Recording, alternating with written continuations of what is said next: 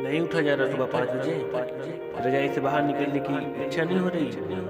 सपने तो तेरे बहुत बड़े बड़े हैं, पर करना तेरे को कुछ भी नहीं।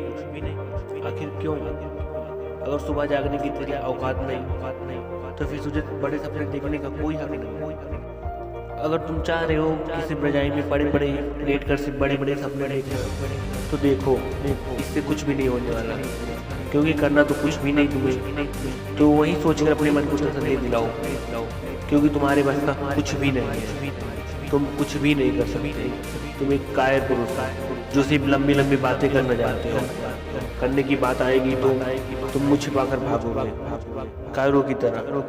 अरे तुमसे सही तो जानवर है जो कम से कम एक जगह खड़े पड़े खा रही है, परंतु किसी न किसी काम जरूर आ जाए।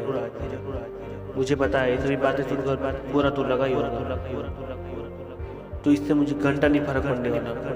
अगर तुम अपने सच को जान के तुम्हें बुरा लग रहा है तो तुम अपने उन्नति की मार्ग पर। अगर तुम सच में अपने सपने को हकीकत में बदलना चाहते हो तो मेरे भाई उठो और अपने सपने के अनुसार कुछ करो, क्योंकि रजाई में रहकर सोचने से कुछ भी नहीं होगा। अगर अपने सपने को साकार करना चाहते हो तो उठो, जागो और अपने सपने को साकार करने में अपनी पूरी ताकत लगा दो। दिखा दो दुनिया को कि मैं क्या कर सकता हूँ। बतला दो मैं कौन। अपने लक्ष्य को साधो और उसका पीछा करो।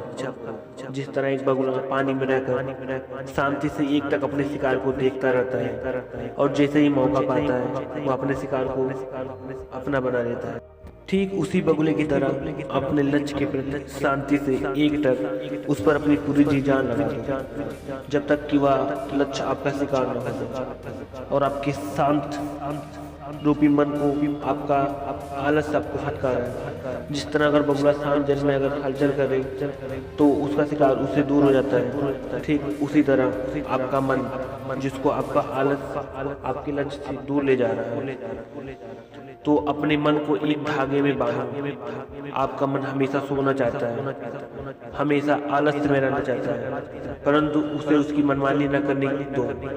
उसे हटाओ और अपने लक्ष्य के प्रति फोकस बनाओ। ऐसा धीरे धीरे करने से आपका मन आपके बस में आ जाएगा, और आपका मन जब आपकी बातों को सुनने लगेगा तो आपका लक्ष्य आपसे दूर नहीं रहेगा और आपका आलस आपसे ऑटोमेटिक दूर चला जाएगा। भगवान श्री कृष्ण कहते हैं कि आपका मन आपकी जीवन रूपी रक्षा सारथी है। अगर आप अपने मन को सही दिशा नहीं देंगे तो आपके रथ को कहीं भी ले जा सकता है।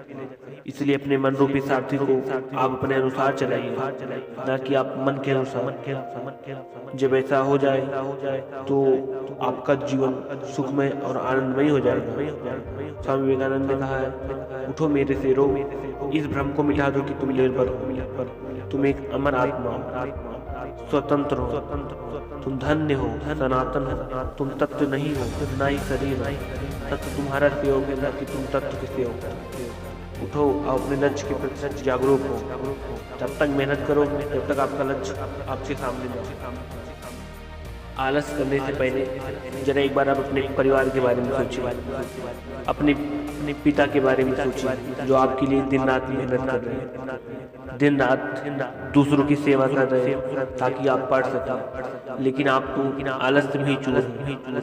आपको करना कुछ नहीं है। आप अपने आलस्य में रजाई में बड़े बड़े से बड़े सपने देख रहे हैं। अरे कम से कम अपने पिता के बारे में सोचो जो आपके प्रति इतनी मेहनत कर रहे हैं, आपकी सेवा के लिए आपको मौका दे रहे हैं पढ़ने का, आपको कुछ करने का मौका दे रहे हैं। तो कम से कम अपने बारे में न सोचकर अपने पिता के बारे में सोचिए जो आपके लिए दिन रात काम कर रहे हैं।